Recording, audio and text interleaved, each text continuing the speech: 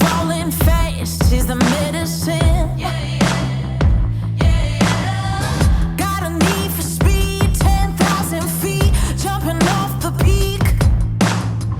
Water's way below, but I'm diving in. Pushing limits, feel the fire. Pushing limits, burning brighter. Pushing limits, rising higher. Always gonna give more. This is what we live for. This is what we live for. This is what we live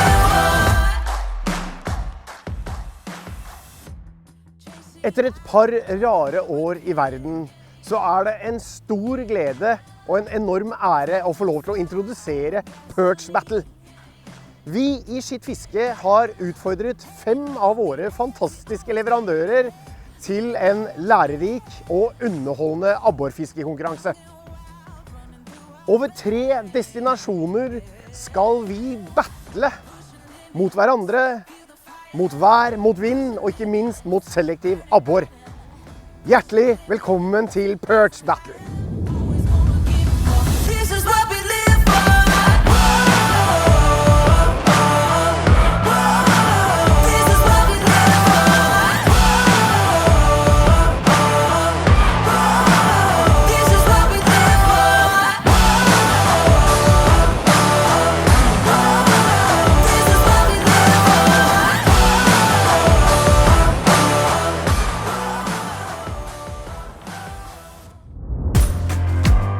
I første sesong av Perch Battle så skal våre 6 lag til de sørøstlige delene av Norge. Første vann ut Storsjøen I Odalen, en velkjent sjø som huser mye abbor og gjedde. I episode 3 og 4 har vi flyttet kampen til Øymarksjøen I Ørje, et langstrakt vann som har en bra bestand av abbor, om de finner dem. For mange av lagene blir siste etappe kanskje den hardeste.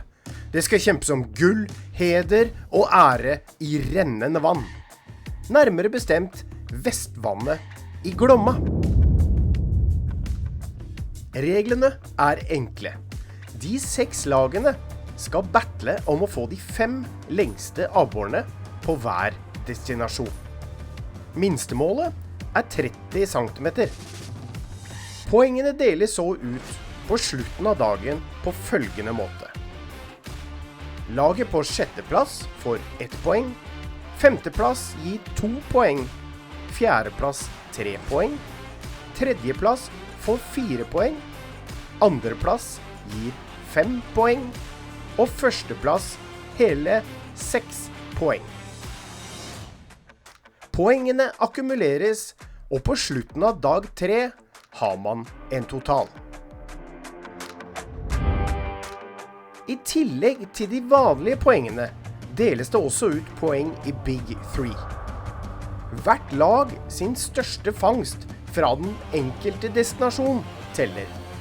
Også her deles det ut fra 1 til 6 poeng til hvert lag. Noe som gjør at spenningen vil vare helt inn til absolutt siste kast. Vi introduserer også Bait of the Day. 1 poeng deles ut til den største abboren fanget på et bait innen en kategori trukket ut for den gitte destinasjon. Storsjøen fikk Topwater, Øymarksjøen Creature Bait og Glomma Wobbler med skje. Så for å beregne totalen summeres poengene fra hovedkonkurransen, Big 3 og eventuelle Bait of the Day poeng. På slutten av dag 3 har vi da en vinner av Perch Battle sesong 1.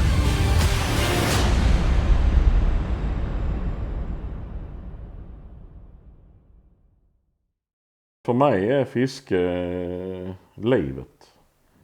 Det det jeg andas, det jeg äter. Fiske 24 timmar om dygnet for meg. Og har vært I mange år.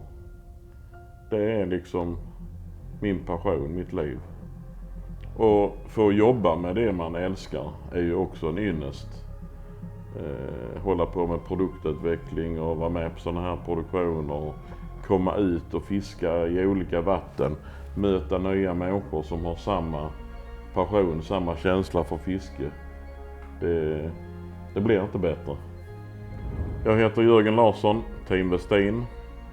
55 år, bor i Perstorp i Skåne, södra Sverige.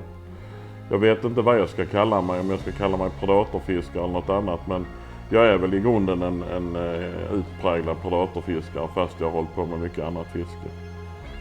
Hej, jag heter Petter Støttum, är 50 år, bor i Sigrud och är rörlägger.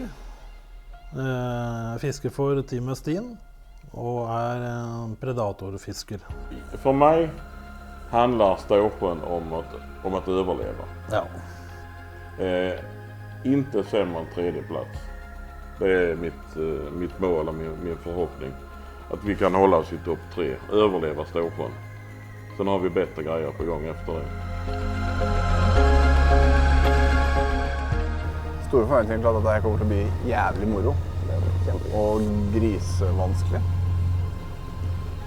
Jeg skal fiske opp mot det kanskje Norge og Sverige har samlet sammen til de beste teamene for abborfiske.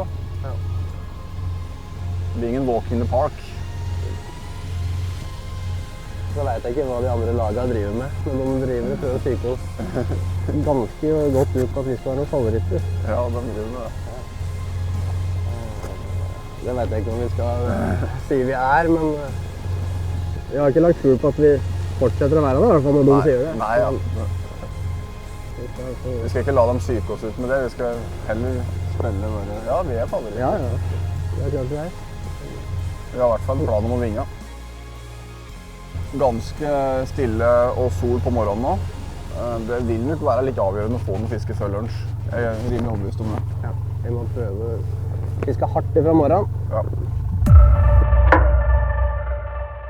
Mitt navn er Rolf Magnus Grenberg. Jeg er 26 år. Jeg er født og oppvekst på Finnskogen. Og kommer til å være med her og fiske for Team 13 Fishing. Uten tvil abborfiske som henger høyest på lista om dagen. Jeg heter Marius Goli, jeg er fra Hadeland, en liten bygd litt nord for Oslo. Fisker den konkurransen her for 13 Fishing, og har abborfiske som en stor lidenskap. Så ser vi fåglar dyka rakt ner på ett stort stim av betesfisk. Så planen blir ju egentligen skitenkel. Vi kör in och hämtar brädan och full fart tillbaka för att kasta twitchbeten på de här betesfiskarna. Jag tror det kommer bli prime. Været er på topp.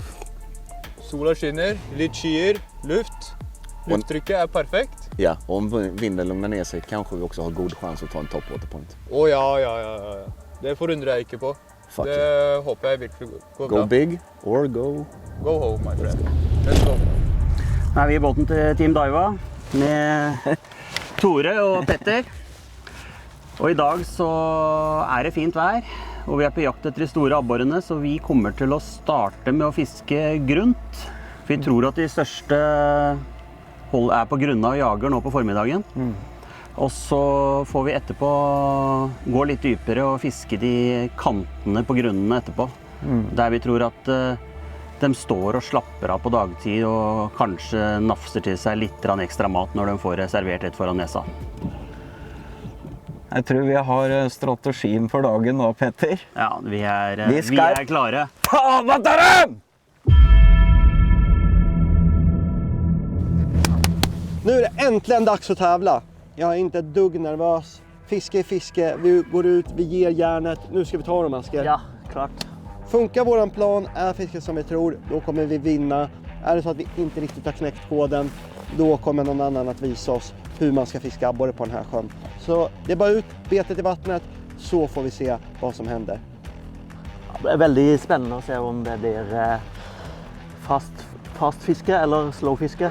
Om det blir om den är på eller om vi må liksom lura dig på. Ja, och också lite djupet. Jag är lite osäker på, ska man fiska väldigt grunt, ska man fiska djupt?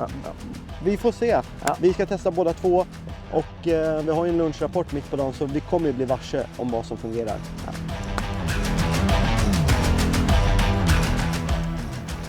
Strategien jo at vi godt forberedt. Vi har kanskje den slappeste båten, kanskje mest sjarmige båten. Båt som har hatt mye fisk ombord. Ja. Det ikke tvil om annet. Det ikke den raskeste, men jeg tror ikke det spiller noen rolle.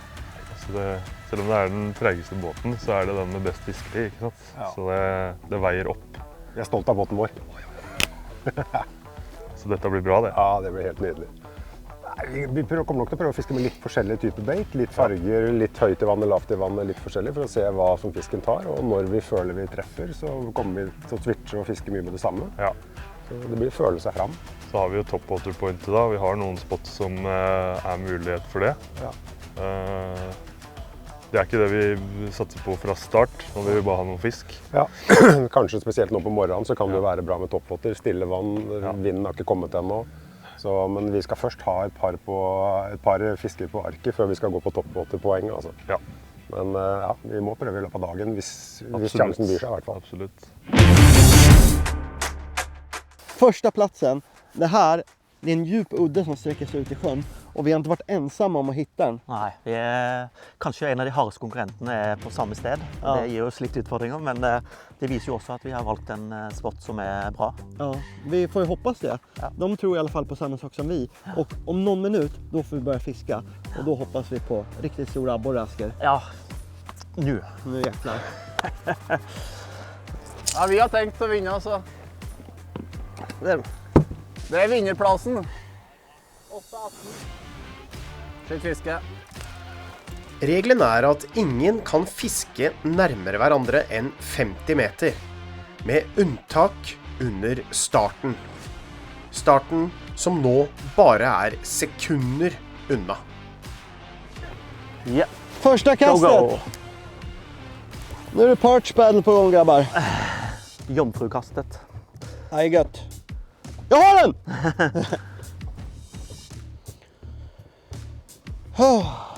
Det var ingen fisk her. Fint. Där. I got one. Oh. I take it directly. Det? Ja. Det hodet? Ja, den fin. Oh, ja. Ja. Första abborren. Ja. Första kastet. Det så Team AB Garcia fiskar. Vi får se om den godkänd. Första kastet.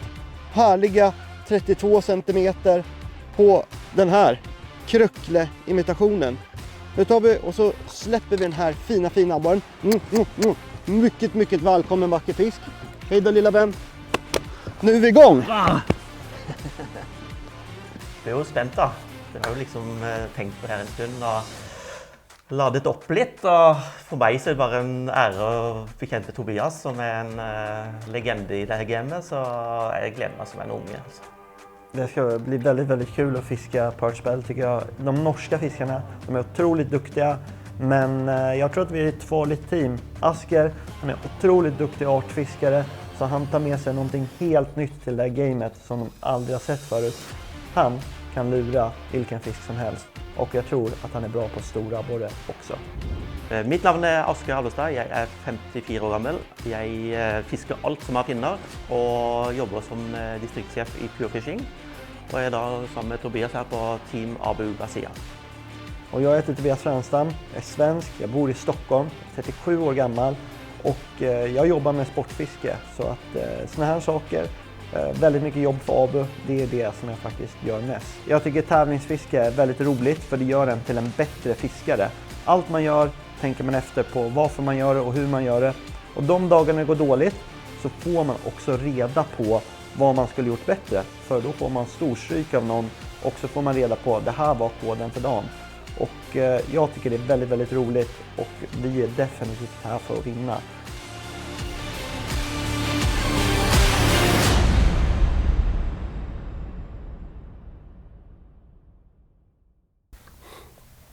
Ja, det vi byr på nå litt forskjellig. Rolf har fisket en jigg, ganske lett tue, tett på bånd.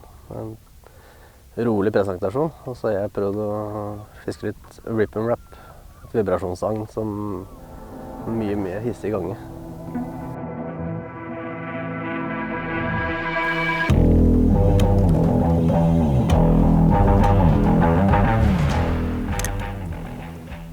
Dagens første og Steam 13 Fishing. Det er ingen gigant, men det er dagens første. Den holder mål. Den holder mål. Det er vel en par og 30 tekke. 30, 1, 2, 3, 4, 5, 6. Tok på en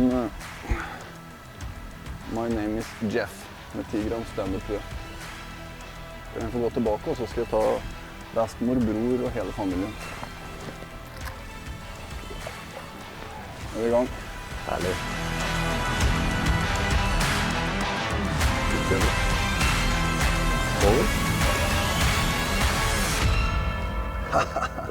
Dette var med Andres bror hans, tenker jeg, til den første. Dette her er de fiskene vi forhåpentlig skulle få nå på morgenen i dag. Altså fiske litt opp på 30-tallet for å fylle denne lista vår.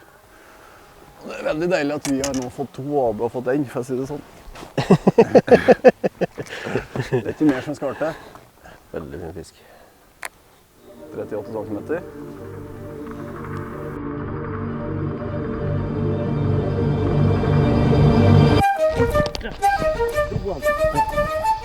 Ja, ikke stor. Kanske Nej, den är inte godkänd. Nej.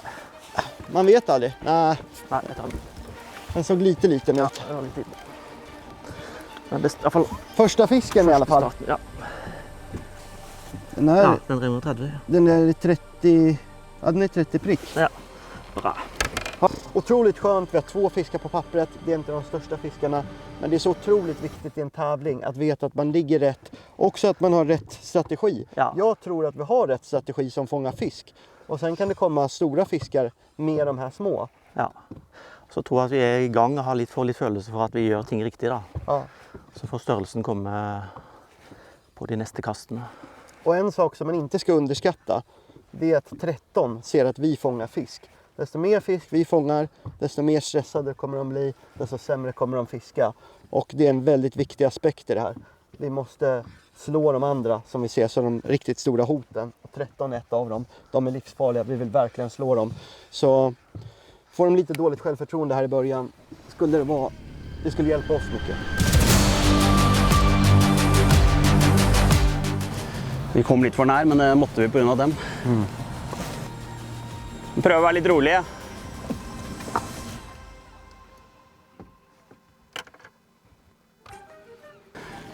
Men det er denne plassen som er best, eller? Ja. Nei, vi er ikke fornøyd med det, for å si det sånn. Og de la seg liksom litt for langt inn, så vi risikerer at de allerede har skremt fisken. Og det...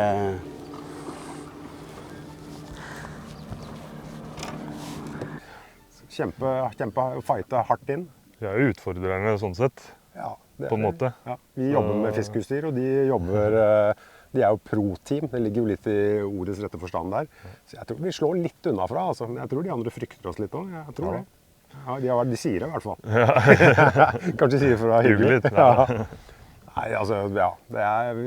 Peder er jo grisegod på dette her. Jeg er vel kanskje litt underdog, siden jeg primært er fluefisker, men jeg klarer å lure naboer, jeg og Peder. Ja da. Ja. Han har lurt mye abboer nå i de siste dagene, så det skal være mulig, altså.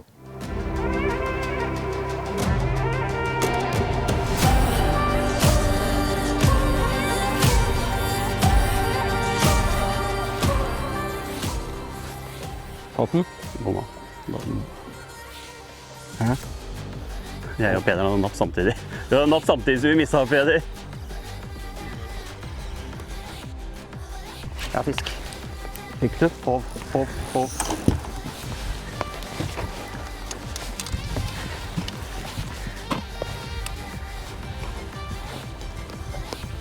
vet ikke om han holder, men er du klar? Nå kommer den. Ja! Yes! Den holder. Ja, bare slipp over den. Yes! Bare fisk videre.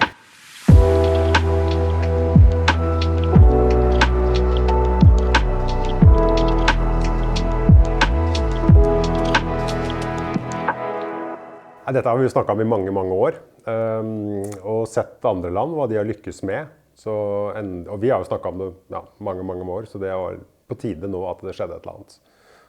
Og det at leverandørene har vært så positive, som vi har spurt om vil være med, og det er fantastisk. Stiller opp. Så det er kult, altså. Endelig kan vi kjøre i gang det vi har drømt om i mange år. Det er nesten litt surrealistisk å sitte her nå.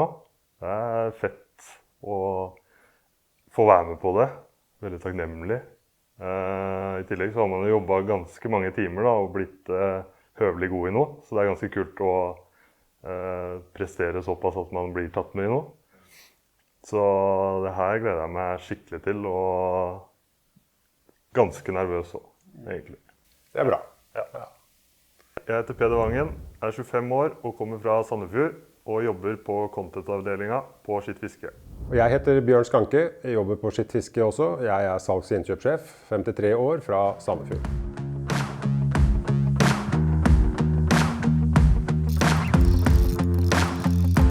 Den er godkjent.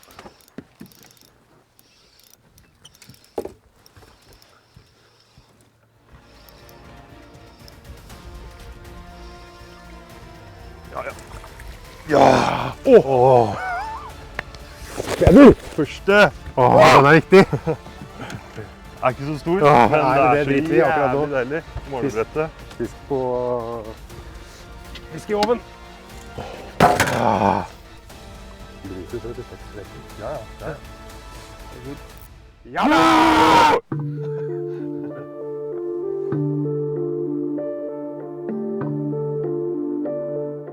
Akkurat nå fisker jeg med vibrasjonsbøtte for å få opp merdstøtene fra abboren. Nå kjører jeg med en Fat Vibe.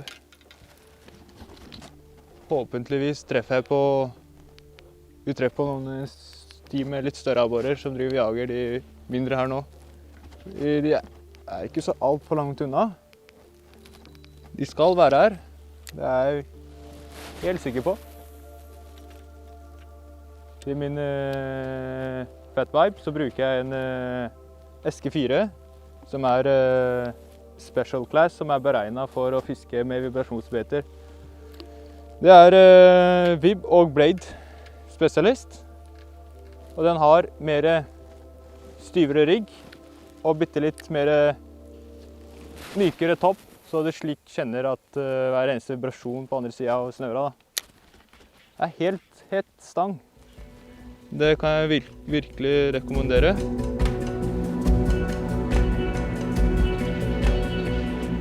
Jag har faktiskt aldrig fiskat predatorarter i Norge. Det enda jag har gjort i Norge var hälleflundra. Jag försökte ta världsrekordet från kajak. Jag och Joel höll på med det där i ett par år där. Så jag var ju mycket uppe i Röstområdet bland annat. Men jag har alltid varit väldigt intresserad, för jag har sett fruktansvärt mycket, för det första stora gäddor härifrån Norge, men också stora abborrar. Och det här är lite av en så här, vad ska man säga, sen jag kom till spinnfiskevärlden i Skandinavien, lite som en dröm. För att jag vet att det har en enorm potential det här landet. Och det är ganska lite fiskare sett till hur det är hemma i Sverige. Så här finns fortfarande möjligheter till att ta otroliga fiskar. Framförallt otroliga abborrar, tror jag. Mitt namn är Anton, jag representerar Team Savage Gear. Jag är från centrala Småland i Sverige och jag bor bokstavligt talat mitt i skogen. Min absolut största passion, det är storgäddfiske. Och jag jobbar med det här. Hei, min navn er Arni. Jeg er 20 år. Min største lidenskap innen sportfiske er predatorfiske, uten tvil. Jeg jobber som elektriker innenfor lavspent, og det her kommer til å bli riktig fett. Go big or go home, og fylle lista med gode abborer. Fyller listan med Go big or go home? Ja. Varför inte? Men varför inte? Varför annars vara här? Va? Vad ska vi tävla om mängden? 5 fina. Vi har ju gammal rutin och ungdomlig energi. Ja? Det kan inte bli bättre.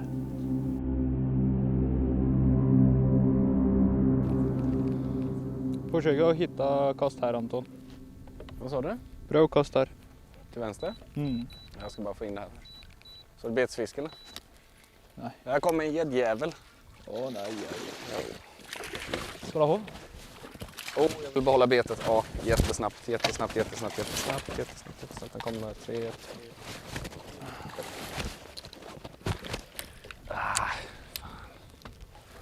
Jag hann inte dra undan det, för jag såg den på avstånd. Ser du dem eller? Ja, jag hade ett par följare. De är helt totalt opp.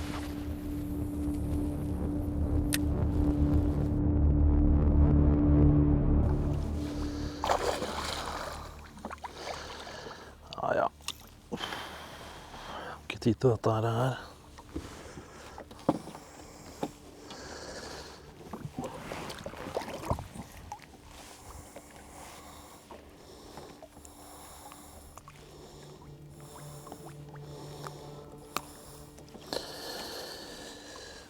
Sånn er det dagens første fisk. Feil modell. Feil modell.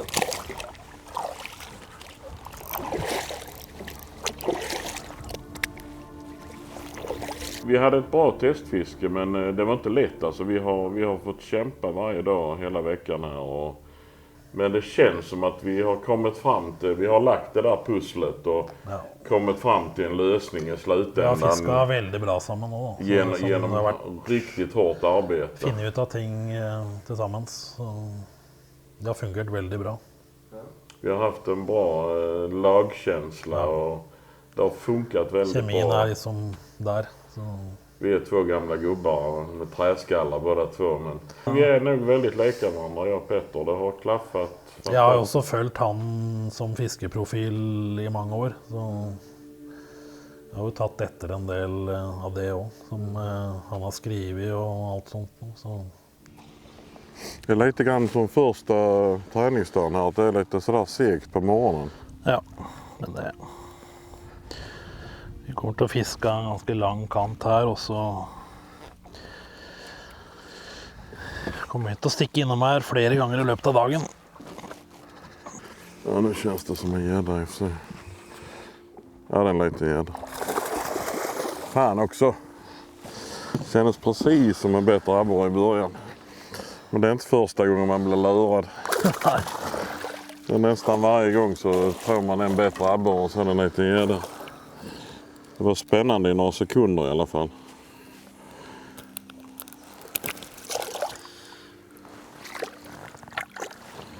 Ja, han högger inte mer idag. Men där. Förhoppningsvis inte. Nej, det är lite mer chans på att få abbor senare idag här. Fan också, det känns precis som en abborre i början. Ja, du vet vad det är, Peter. Det har vi varit med många gånger denna veckan. Så blir man så besviken när den gädda.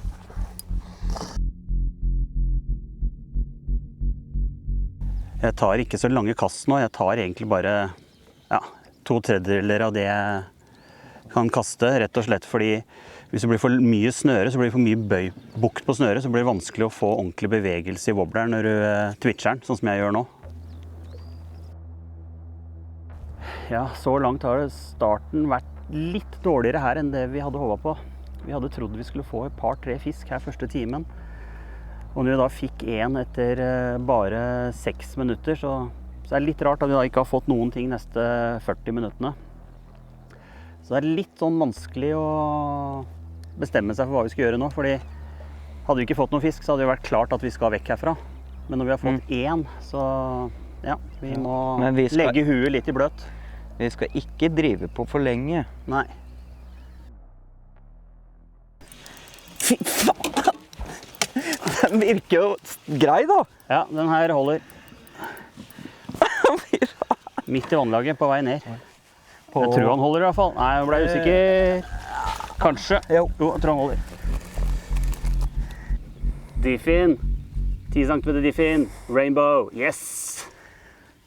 Sånn, da går den. Nå begynner vi å nærme oss 2 timer fiske. Ja, har.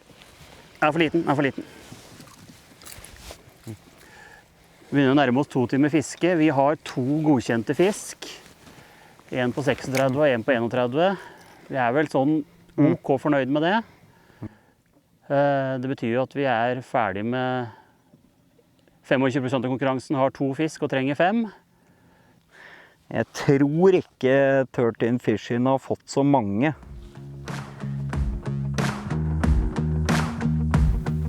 Det er dumt også å drive og gire opp bjørn, Marius. Ja, jeg vet ikke helt hva det ble enig igjen. Det er i hvert fall... Det ble nevnt i går kveld at den som gjør det dårligst av oss og skittfiske, skulle tatovere navnet til den andre. Og er det en ting, er det en par andre ting også, men det er en ting jeg ikke vil ha på denne skinka min, så er det i hvert fall bjørn skanke.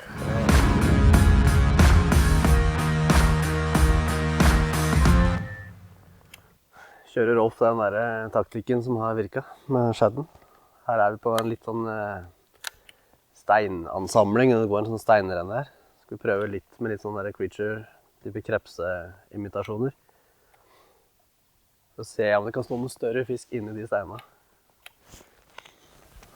Dette er jo egentlig helt 2 forskjellige fiskemetoder. Jeg fisker jo en lett skalle med lange dropp og imiterer en flyende byttesfisk liksom, i mange vannlag. Det går ganske tregt å fiske, men den fiskes jo opp og ned ganske aktivt. Mens Marius da sleper langs bånd. Jeg fikk litt dårlig kroking på den, så jeg var litt redd for den, så jeg ville ha den i hoven. Men det er jo sånne fisker vi leter etter. Ninja-klå. Det er giftig, altså. Vi pratet om det tidligere i dag, at kreps ofte kan levere større fisk. Her har vi et bevis på det. Veldig fin fisk.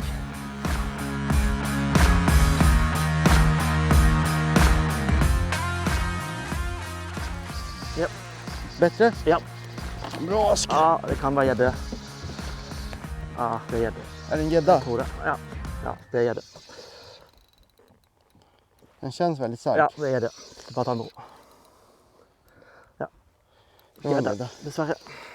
Coolt. Dessverre. Åh, helt inne.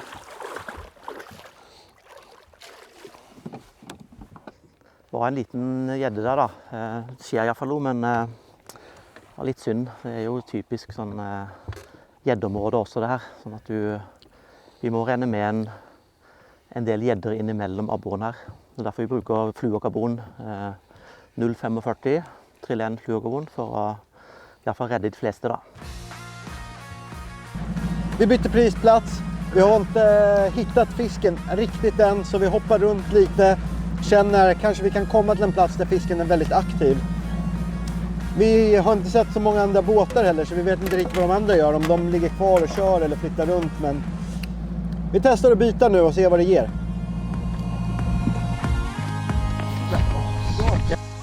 Bättre? Ja, kanskje forresten.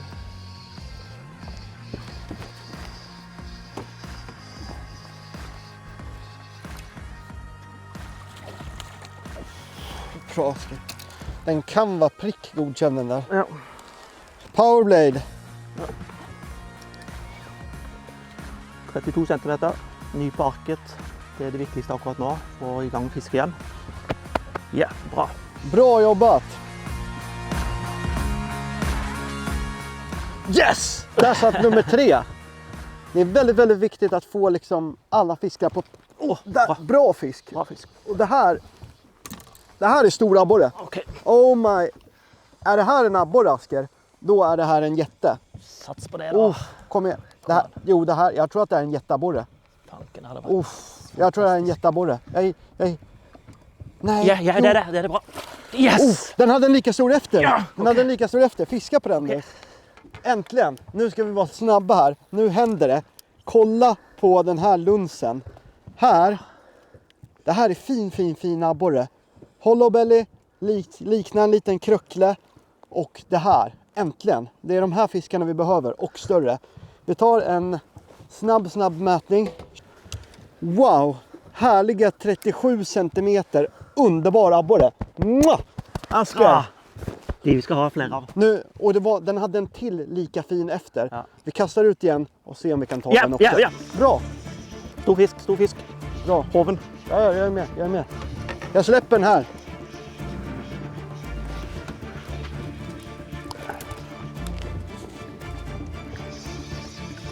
Kan ikke være gjedde, vel? Nei! Faen, så en stor abbor. Nej, var det inte en gädda? Ja. Var det inte en gädda? Nei, var det ikke abbor, da? Jag tycker det ser ut som en gädda. Ok. Men jag vet inte. Jeg er Petter Skudal fra Team Daiwa. Jeg bor i Stor-Oslo og er selger for Daiwa i Norge. Og er 51 år gammel. Jeg har drevet med konkurransefiske siden 85. Men perch, abbor, gjedde, predatorfiske er siste jeg har drevet med. Jeg har drevet med havfiske, moderne meitefiske og isfiske tidligere. Og er konkurransefisker på min hals. Ja, det er ikke noe tvil om at det flagrer litt nedi her. Kjenner det. Et helt nytt konsept som ikke vi har vært med på i det hele tatt før, og det er selv jeg med 40 år snart med konkurransefiske kjenner det i magen. Mitt navn er Tore Svendsen. Jeg bor i Blaker. Jeg er 47 år gammel, og jeg jobber som blekkenslager. Så jeg har ikke noe jobb innen fiske, så dette er helt nytt for meg. Men jeg elsker å konkurrere på dette nivået.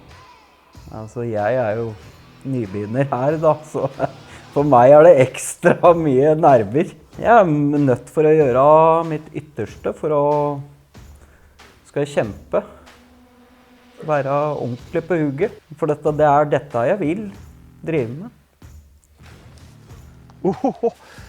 Dem så litt større ut, de som jagde der. Hørtes litt større ut.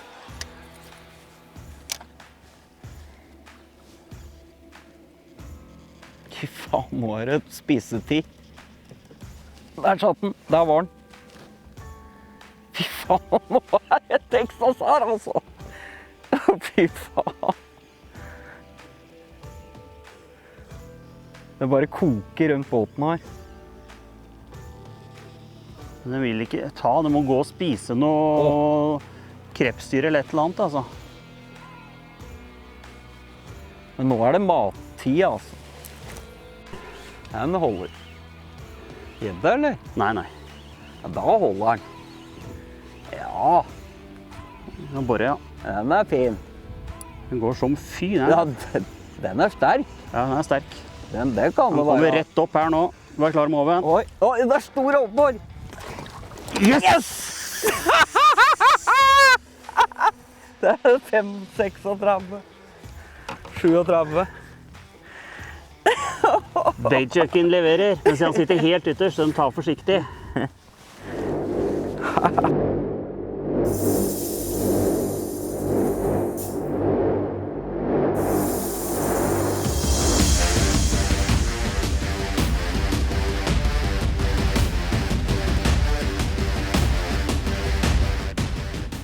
Står ute til høyre her oppe.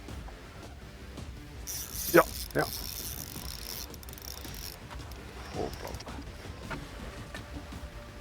Ikke noe stor, men den er godkjent. Tror jeg. Kanskje. Vi sjekker.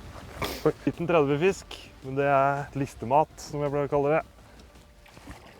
Back she goes. Nei, det var andre kast etter det. Eller første kast etter. Westin Nedworm. Ikke undervurdere en nedd, altså, når de er litt off. Det her er bare sånn, ligger og smeiker i trynet. Tar de. Som fryktet så har Storsjøen blitt en kranglefant for noen av lagene. Det er varierende fiske, noen har funnet den, andre bare funnet små abbor. Men etter noen timers fiske har 3 av lagene nesten fylt hele lista med 5 godkjente. 13, Abu og Daiwa er i god posisjon. Skittfisker sleit lenge med kun underkjente fangster, men ser ut til å kanskje være bedre posisjonert nå. Westin, de har hatt gjeddebesøk, og føler nok at sjøen er sånn av og på. akkurat som under testfiske. Hos Team Savage Gear det go big or go home, og akkurat nå det ingen big I baggen, men det kan endre seg. Altså, det klistret til bunn og sånt.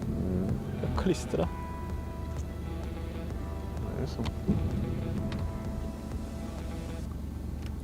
Så det... Hvis vi ikke finner på en stelle, har jeg en annen stelle også. Ja. Men skal vi börja ett litet tagel? Ja, vi börjar.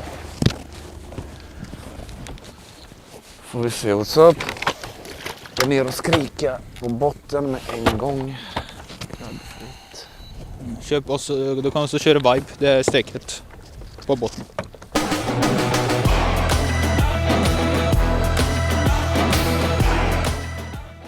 Da hadde jeg noe nylig igjen.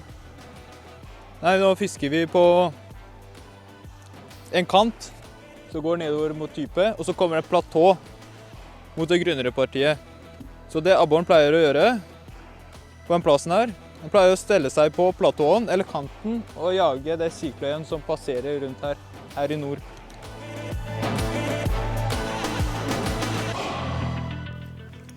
Der, ja. Nei. Jeg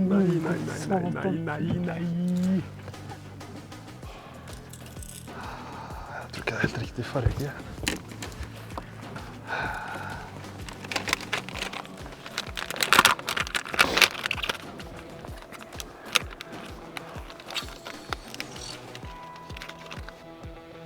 Ja, det der var fjerde fisken som jeg har tatt, men de napper mest sannsynlig bare. Da kan det være en idé å bytte farge. At det bare ikke helt riktig. Det trigger ikke så hardt. Så jeg prøver en litt mer naturlig farge.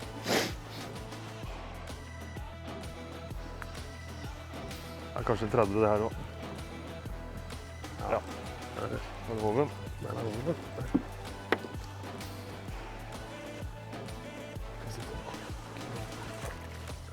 Tredje fisken sjukt digg ass, at det biter litt. Har litt treg start, og så finner vi... De ikke det største, altså. Og vi skal oppgradere, men det uberviktig å bare få fylt lista nå. De her så går det kjapt. Åh, digg! Veldig bra. Den husker vi også. Skal vi være gjedde? Nei, men vær klar, vær klar. Ja, jeg står her med hoven mellom beina, hvis det lov å si. Ja, dette abbor. Ja! Herlig! Herlig, Peder! Fuck, ass.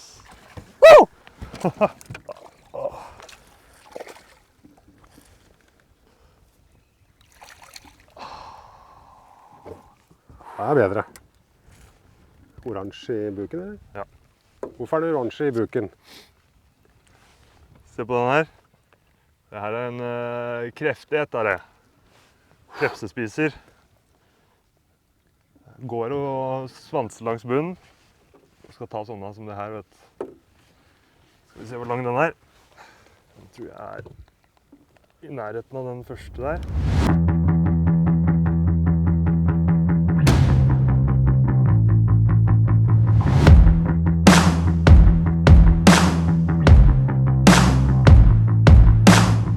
Det vi ser nå at forholdene forandrer seg litt. Det kommer skyer inn, litt bris på toppen. Så nå det mer liv, det ingen tvil om. Så nå gjelder det å være på. Veldig spent på hva de andre gjør, Tobbe. Hva tror du? Jag tror att de också får fiske. Jag tror ingen har något superfiske. Men jag och Asker vi är också nu på lite av en hemlig plats. Det här är ingen tydlig plats I sjön. Så att vi trodde att vi skulle få fisk här. Det är som, man kan säga att det är en liten ås som går ut med sten här från land. Men den är väldigt, väldigt liten, den är svår att hitta. Så jag tror också att det är det, att vi kommer faktiskt till en plats som väldigt få fiskar på I den här sjön. Och det är också därför det hugger faktiskt. 1 centimeter til, så vi får en liten upgrade, og det må vi ta med oss, selv om vi håper alle de forsvinner til slutt. Jeg har også fisk. Ja, bra. Powerblade igjen, gir fisk etter fisk etter fisk. Det noe du skal ha I slugboksen din, for å garantere fangst og fiskebåten.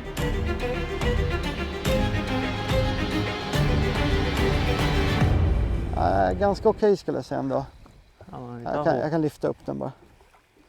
Så jag har en helt okej abborre där. Ska se. Vad säger du? Ibland går det snabbt. Men du vet, om man känner att man inte har hoven redo så vill man in abborren snabbt. Då ska man liksom när den kommer bara fortsätta lyfta den. Man ska inte pausa, låta abborren ruska och sen lyfta den. Och det här, ser ni vilken fin fisk? Superfin fisk. Den bara smashade den här hollowbellyn. Och ni kan också se att det här är en helt annan typ av fisk. Den här har röda fenor, den har lite gröna färger. Det här är inte en sån här kröckleabbor. Utan det här är en sån här abborre som simmar runt lite närmare. Äter lite mört, småabbor, kanske lite kreps. Och då får den lite såna här röda färger.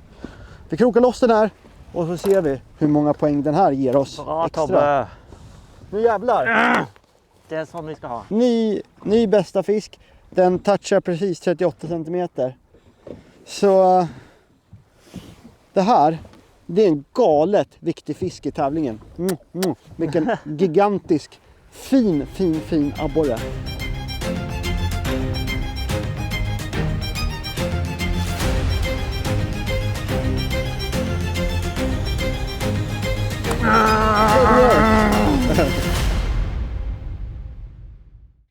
Tyvärr tror jag det blir svårt att få någon riktigt stor här. Det är ju ganska snart efter fiskens lek. Så de är ju rätt så tunna nu. De är inte tunga. De kan vara stora och långa men de väger inte så mycket. Jag är nöjd om jag får en på 40 cm. Jag har hela tiden, ända sedan vi var här och testfiskar, så har jag haft en liten sån här feeling med den här sjön att den kan vara rätt så besvärlig. Den känns svår. Det kan vara samma som jag fick, samma störelsen, men det är i alla fall... Ta det lugnt. Ja! Gränsfall. Ja, den håller man ju fan måttet. Den håller. Snyggt. Vänta, ska jag... Så. Snyggt. Lite ihop fast, men jag håller fast. Så det blir inte någonstans kvar. Godkänt. Säg någonting om 9 cm kött till så jävla bra den är. Ja, det får ju den här.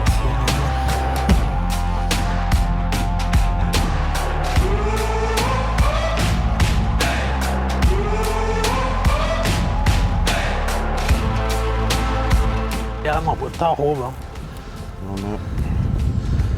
Det må vara en abbor.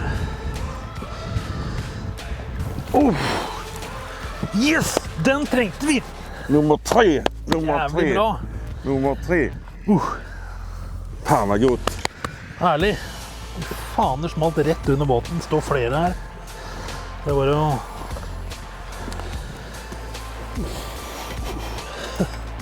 Det var dig det. Fick vi en till en lunch. Fan vad bra. Fan vad bra. Det är också en bra fisk. Ja. 42. Ja. 42.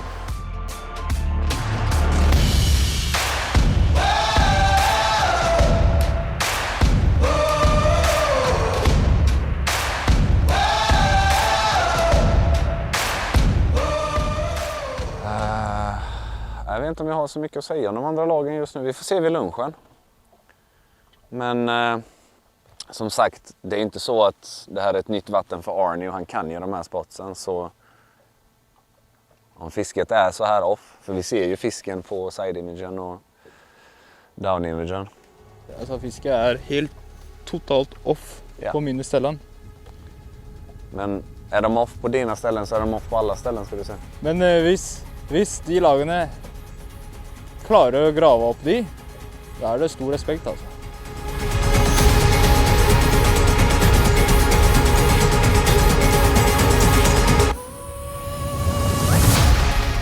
Anton Nu kör kommer den då. soft. Den här kan vara soft.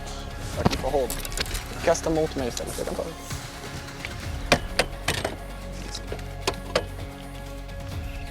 Ja, den är okej. Ja, då har vi i alla fall första godkända. Härlig, Anton. Det er ordentlig kreftetere på den. Ja, det är ju så. Så. Som jag sa. Väldigt Ett bra bete för sådana här situationer. Och den är 33 va?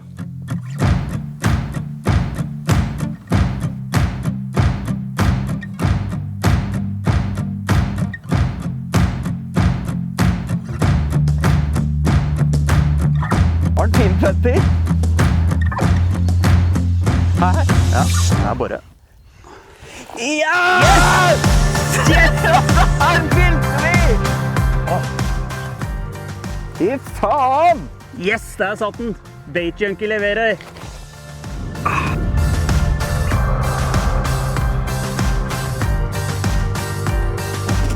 Men en Bait Junkie, den er rå altså når det er tregt fiske. Ja. Nå har vi fylt lista med 5 fisk som er godkjent, og det er utrolig deilig konkurransesituasjon. Så nå er det bare å prøve å få dem, noen som er litt større. Men det, sånn, det å få fylt arket, det senker skuldrene. Nå er vi med. Det var herlig.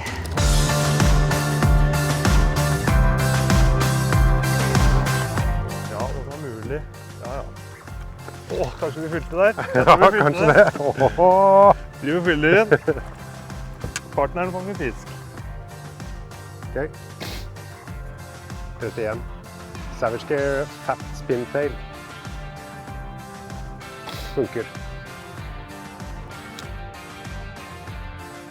Det er klokka 12.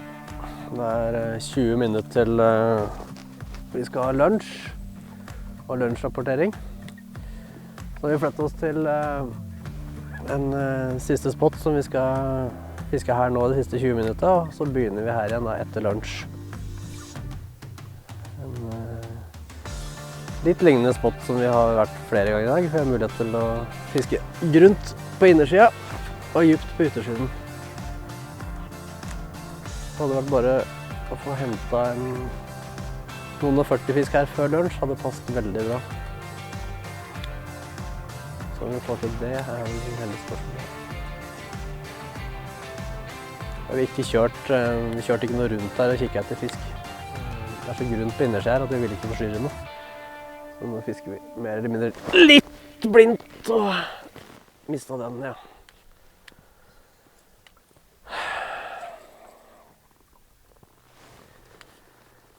Tåler ikke.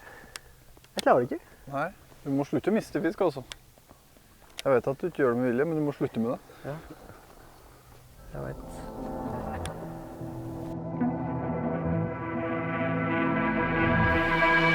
Bra abbor. Bra abbor. Ja!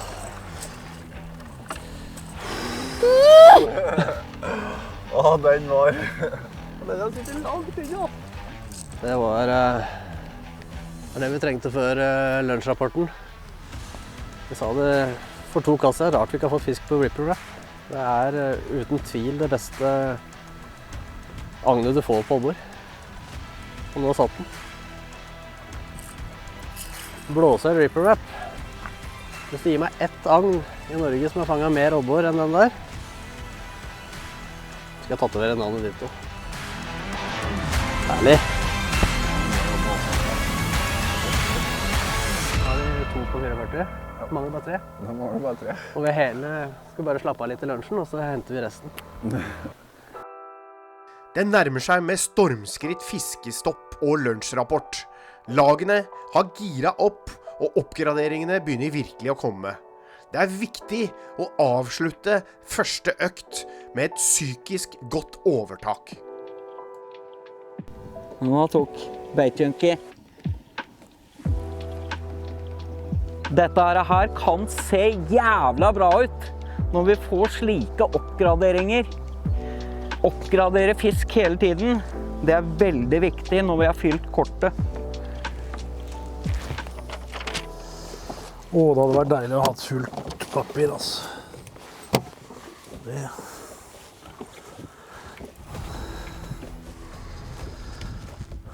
Skal vi jogge klare? Ja. Herlig. Ja, bra. Herlig, Jørgen. Fy flaten, nå kan vi det er sånn her. Ta lunsj. Kanskje. Jeg tror det er bra. Kan vara lite jävla nu, men jag tror den annan. Ja, da er det i hvert fall penere Ja, nå. den godkänner annan.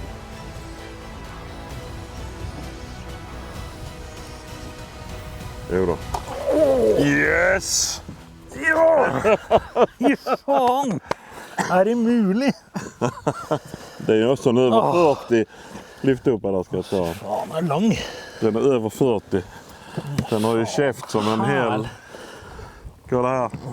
Med bötter, vet du. Den har ju käft som en hel... Härlig!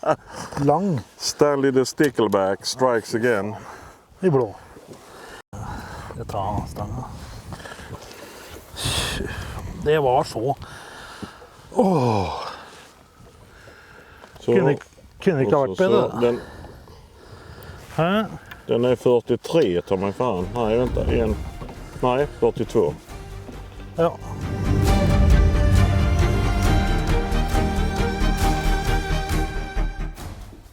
Ja, jeg håper den høyperioden kommer nå, rett før lunsj. Eller rett etter lunsj. Hva er de? Perch Bros. Det har vært segt i dag, altså. Fy fader. Ja, mycket segare än så här blir det knappt. Så det inte blir min kära Arnoldius. Men det här löser väl vi, eller? Jengan. Oh yes. Det är klart. Precis. Positiva vibbar, motherfucker. Den är bra med. Jag är ju härifrån att den är nice. Ja, den är acceptabel. Størst i dag? Garanterat störst. Hiv. Nej. Krebs. Krebs på botten. Reaction crayfish. Det er det som gjelder. Det er fisket sykt trøyt. Bare lirken. Langsbunn. Slår aldri feil. Lagene gjør seg klare for lunsj etter en knallhard battle. Utrolig bra jobba av samtlige som har gnudd og stått på. Alle vannlag er fisket fra topp til bunn, og store deler av Storsjøen er utforsket, og ulike teknikker er testet. 5 av 6 lag har altså fylt lista før lunsj, og enkelte har også begynt med oppgraderinger. Team 13 Fishing topper det hele med 2 abbor på 44 cm. Også ved Stien fant de over 40, som de leita lenge etter. Mellom Skitt Fiske, Daiwa og Abu så skiller det kun 8 cm, og alle har mange potensielle oppgraderinger. Veldig kult også at Savage Gear knakk koden for å få abboren til å bite her på slutten. Det hele tyder på en meget spennende økt etter lunsj. La oss høre hva lagene har å si. Det er jevnt, altså. Westin 186. Mot 43 fisker. Og kan lett oppgradere. Ja. Førsteplass, 13 Fishing. Leder da. 193. Og 6 poeng så langt. Men Westin der, de har kan lett oppgradere, altså. Ja, det er tight også. Ja. Alle det er egentlig, alle har jo 30 fisker i bånd her. Ja. Efter halva dagen är jag mer än nöjd. Nu gäller det bara att vi kan hålla undan för de andra. Ja. Uppgradera. 2 fiskar behöver vi uppgradera. Då Ja. är vi med i matchen. Ja. Tror jag. Då är vi med i topp 3. Kör vi. Ja, det kör vi. Ja, vi har ju fått, en skvätt har vi ju fått, men problemet är att de har ju varit små allihopa. Alle små. Vi hadde fullt ut lista om det var 2 cm større alle sammen. Ja, jo, men det var det. Vi forsøker vårt beste. Återigen, go big or go home. Og go big or go home. Vi kommer sist eller først, den tror jeg. Ja. For å se, 13 Fishing som leder, de har jo 31 som dårligst, så det har de også, så de har også gode muligheter for å oppgradere litt grann. Ja, og 30, ja, Westin, ja. Så men de har bare en som de har dårlig da på... Ja, men... Neida, så vi må ha 40 fisk. 40 fisk. Ja. Men vi er fornøyd. tredjeplass. Jeg tar tredjeplass any day. Greit som det blei. Fordi at når du ser på Skitt fiske da, de lå jo også på den plassen, og de ligger dårligere an. Ja. Så de har fulgt. Få vekk her. Ja, det er ingen baneskirende her. Her må vi... Vi får kämpa på, vi får inte släppa förbi skittfiske och Savage Gear, och det skulle vara väldigt bra om vi kunde ta och diva till exempel här. Ja. Vi må ha 3 gode fisk til. Ja. Ja, det är bara att köra på. Ja. Nu tar vi dem, Asker. Nu kör vi. Ja. Kom an.